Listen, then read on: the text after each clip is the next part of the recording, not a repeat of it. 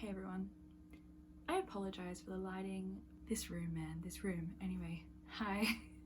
Hi friends. I can't believe February has ended. So we're back for another reading wrap up. I'm in like a full pink like get up. Like I'm wearing all pink. It's actually even my little clip. I'm feeling fabulous. Barbie core to the max. But I've read some actually pretty good books this month. Before I get into like what I actually read, I thought I would do a bit of stats. Oh yeah, hi, I'm Allie. Thank you so much for being here. I should have said that. If you can't tell, I have not been well the past few days. So February was a very short month.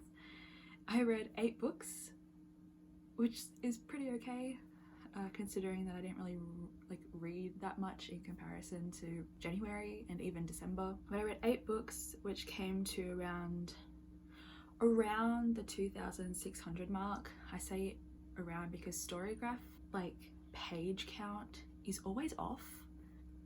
I don't know why, but that's that. In terms of like page number breakdown, if that is something that you're interested in knowing, so I read around 63%, which was 5 books that were between 300 and 499 pages. I read 2 books, or 25%, that were under 300 pages, and I read 13%, or 1 book that was over 500 pages. The more you know. All of the books that I read this month were fiction. I have read no non-fiction this month. Maybe I just wasn't in like the brain capacity to really delve into real life stuff, you know when you get into those kind of moods. Talking about moods, I read mostly dark. I read mostly dark books according to Storygraph. 5 books were considered dark in mood. I read 4 books that were emotional, 2 books that were tense. Okay, so they were my... Oh, and then reflective and mysterious. That's really funny, actually.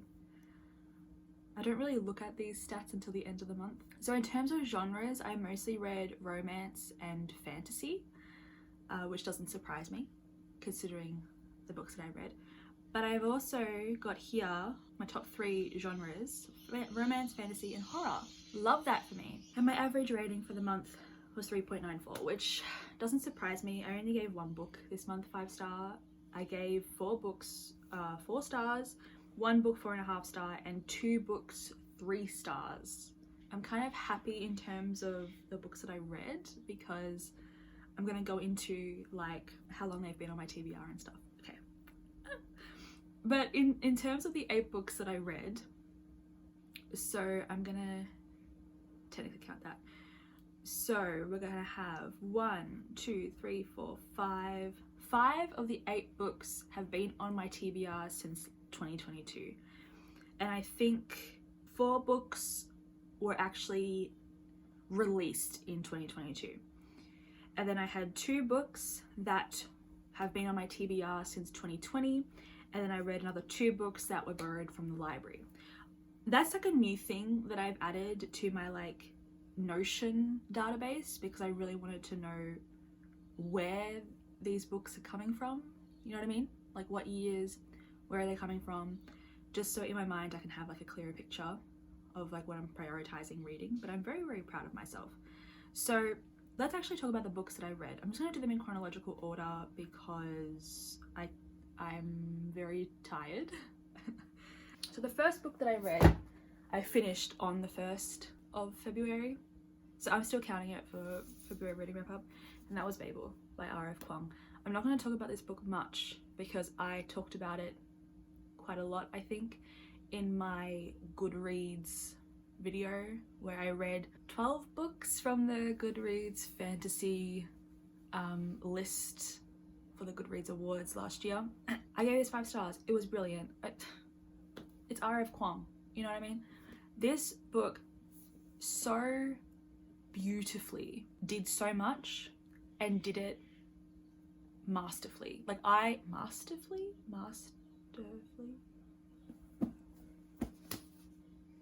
This book did it masterfully. Is that a word?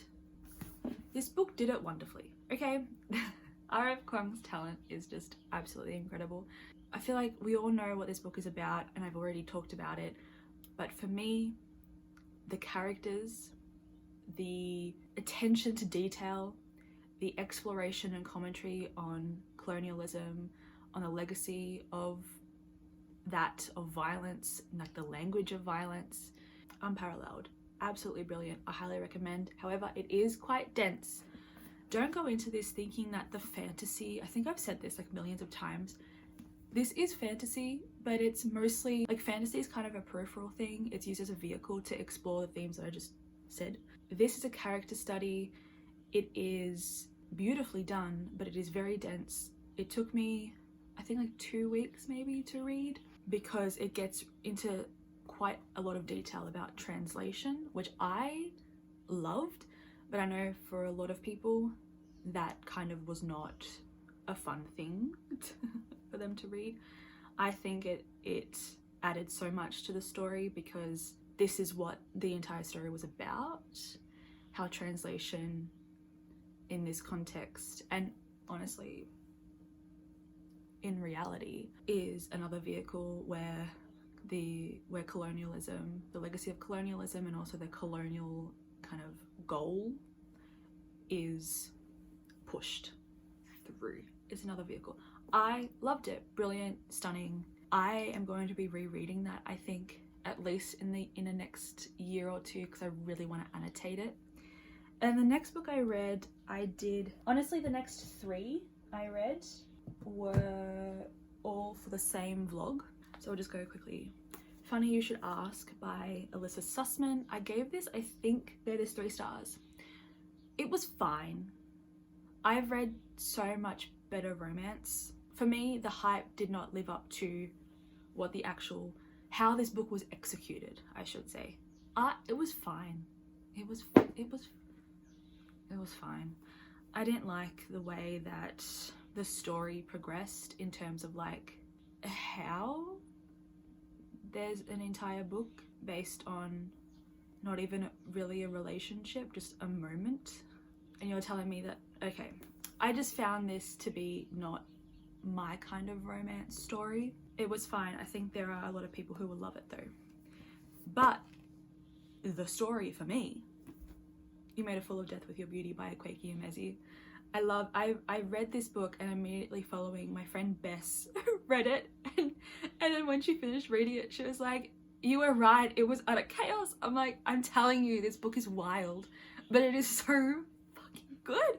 I think I spoke about this book for so long in that romance reading vlog, so watch that if you want more of my thoughts. This was brilliant. I loved it so much. Faye is Faye. Like, she's just a woman going about her life. She is healing, and maybe she doesn't make the greatest choices, but they were the choices that she made. And then she meets Elim. Is it Elim? Oh my god. Did I just make that name up? Elim. Oh, I'm telling you, the tension in this, the sexual tension in this is so good. I loved this. I understand why it's divisive, because it is not a romance that is lighthearted and fluffy. It is a romance that is very much grounded in reality and in the chaos that is life. And Faye makes some ridiculous decisions sometimes, but it's just so good. I love this so much. I really hope Akwaeke emezi writes more books kind of like this. I don't know, I'm so excited to see what they do for their future books, because like, this was so fucking good. I don't know if I would recommend it to everyone, but like, if you enjoy Sally Rooney in terms of like the messiness of the characters, maybe try. Oh, if you enjoyed 7 Days in June, I feel like maybe you could enjoy this as well, because that was a romance that was very much grounded in reality. And then the other romance, the last romance I read for that vlog, yeah, was Alone with You in the Ether by Olivie. Like, I truly love this. I gave this 4.5 stars. I think for me, where it kind of fell a little bit was the last, I think it was like 50 to 30 pages, but the rest of this, truly unique and not something that I've seen ever been done before. in terms of the writing, in terms of the way the story flowed.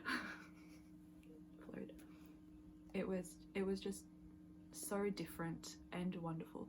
Olivia Blake's writing, I feel like, is quite, could I say it's underestimated, even though she's a very hyped author. I'm gonna say it, like, I don't really hear a lot of people talking about the writing. Like, Olivia Blake's writing is gorgeous. It's absolutely stunning. If you enjoy, would I call it pretentious? It feels slightly like it's very overly wordy and descriptive and flowery. If that's not something that you enjoy, then I wouldn't necessarily recommend Olivia Blake as an author, but it's just perfect for me. It is perfect for me. This is another one though that took me a while to read, even though it's quite short. I think because of just like my mental space at the time, but also it is not a light-hearted, fluffy romance at all, and it's beautiful. Highly recommend for people who would think that that would be their vibe. I then read, I think I fucked up the timeline of when I read these, but I read The Golden Enclaves by Naomi Novik. We all know my thoughts on this book. We all know my thoughts on the Scholomance series as a whole. I thought this was fine. I gave this 3 stars purely because I understand and appreciate what Naomi Novik was trying to do, and I think the strength of The Golden Enclaves like was in the fact that it was outside of the Scholomance, like it was set outside of the school. But other than that, it kind of fizzled. It was just, this entire series is just not for me. I don't like it. I think it is, it's just so lacking. But at the same time, there are moments that I'm just like, oh, this is so good.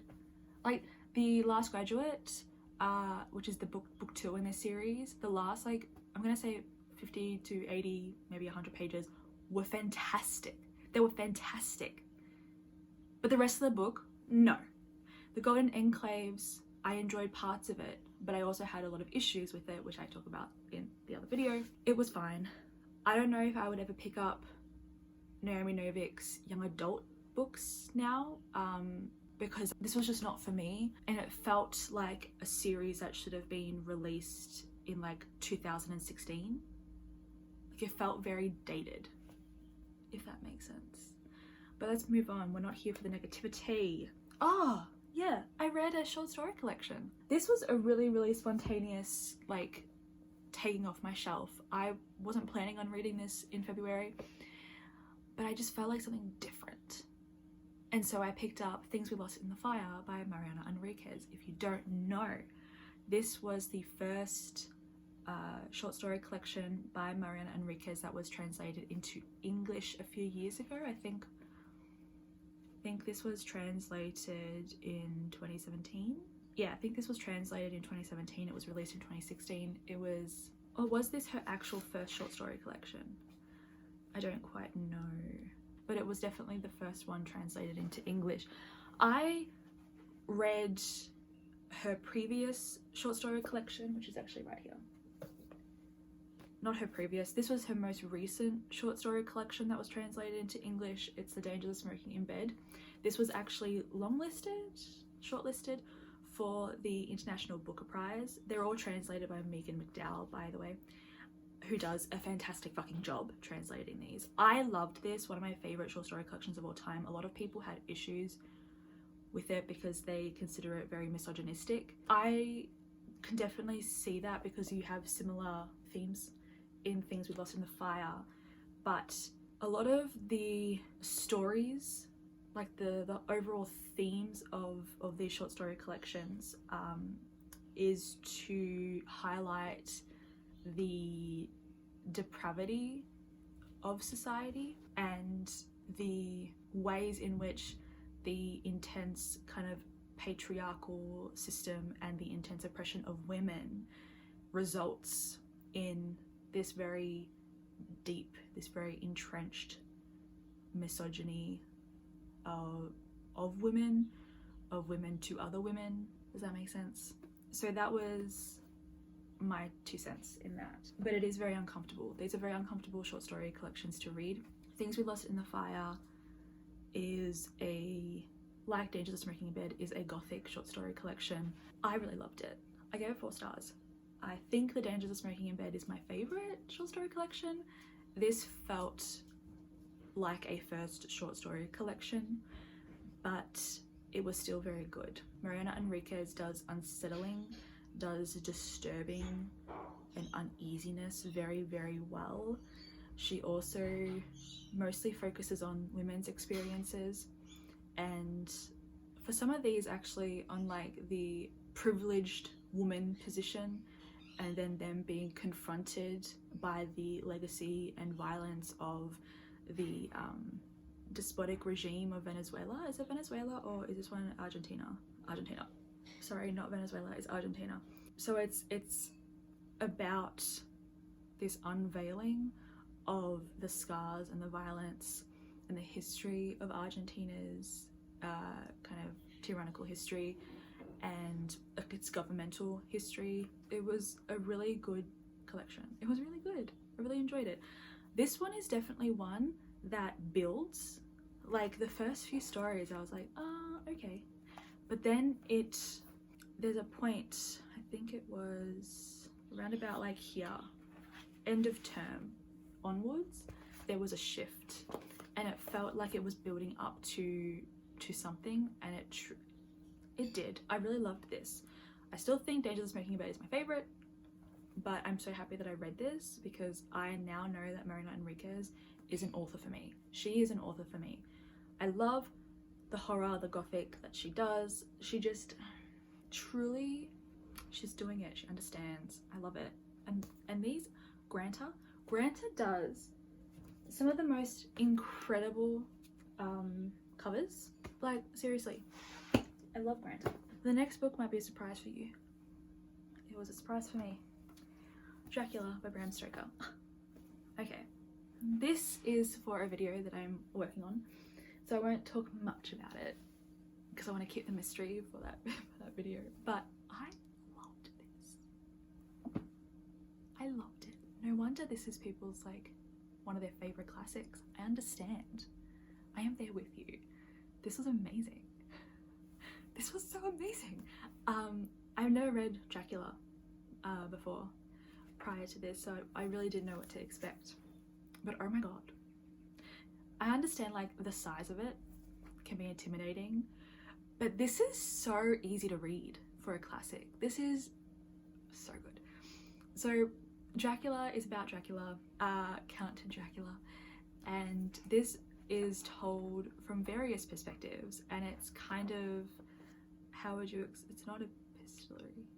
It's kind of, I'm gonna say it's mixed media because you have newspaper clippings, you have letters, journals, telegrams. I loved that. I think that really added something so interesting to the overall story and how it was being narrated and told to us. So you first start off with Jonathan Harker, who is a solicitor on his way to meet Count Dracula because Count Dracula is purchasing real estate in London, etc, etc.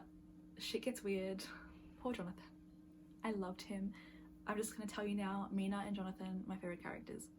I loved them so freaking much. Oh my god, my love for them.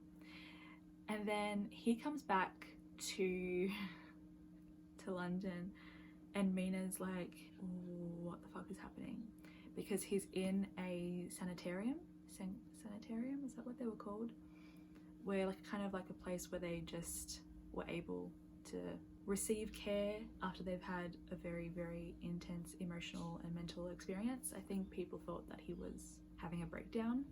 But what happens is you have this, I feel like the lighting has changed, I apologize, but you have all these different characters who are dealing with different things, but they all come together and go on to like fight Dracula. It was really good. I'm trying to keep it as like simple as possible because this reading vlog is going to come out quite soon. I love this. I gave it 4 stars. I don't know why I gave it 4 stars. I feel like in the aftermath of it, I feel like it's more of a 5-star situation. I honestly don't know why I gave this 4 stars. Conspiracy. I feel like this is at least a 4.5. This is a 4.5. Why? I truly loved this. And honestly, the reason why I read this now and why I decided to choose this one is because a friend of mine, Danny, commented on, I think, my classics TBR video, and she said that she really enjoyed Dracula, and she read it through Dracula Daily or Daily Dracula, and I was like, oh, it is now higher on my priority list. So Danny, this is for you. But this, I loved it. I truly loved it, and I see myself rereading this because this was so cozy. It was a cozy horror, if that's such a thing that exists. I loved it. The last book that I read in February was literally on the 28th of February, and that was Lost in the Moment and Found by Shauna McGuire. And this is book 8 in the Wayward Children series. As you know, I am reading this series slowly. I'm now up to date. I loved this. This truly was emotionally a lot. I don't know if you've been like keeping up with, if you enjoy the Wayward Children series, but leading up to the release of this book, the discussion surrounding it was this idea that the main theme is like losing kind of childhood innocence. That is truly what is it about, like what it is about. It's at its core, essentially, it's about the loss of innocence, and fuck, does it kill you. Shauna McGuire is such an underrated. Is she underrated? Can I say that? She is an author that writes so beautifully and understands the experience of growing up, of being a person, existing. You know what I mean? Like, the Wayward Children series, I think, transcends like audience demographic. Like, you could be a young adult person reading this, you could be an adult person reading this. This is a book series that anyone at their point in life can read and get something out of. I do think though, as you become older, like as an adult reading these books, you get more from them. I feel like as a 28-year-old turning 29, we're not talking about that, I get so much out of them, and I'm constantly in awe of Shauna McGuire's skill and talent, and I love this series with all of my heart, and I am so terrified of it ending, but I also want to see what Shauna McGuire does, you know, what she does with this series. It's magnificent and so cozy, but not lighthearted. It is the opposite of lighthearted. That was the last book that I read in the month of February, so that is my reading wrap up done. I hope you enjoyed. I apologize for the lighting. I apologize if my energy is a bit low. Thank you so much for being here with me. I am constantly in awe of your support and the fact that people are watching these videos. Thank you. But yeah, I am really excited for March. Actually, March is going to be a fantastic reading month. I can feel it in my bones. I don't do TBRs because I feel guilty when I don't stick to them, but I can give you hints as to the possibilities that are in store for March. That's number one possibility. Another possibility, we also have this as a possibility as well. Oh, and this one. So we have a few books that are possibilities for March.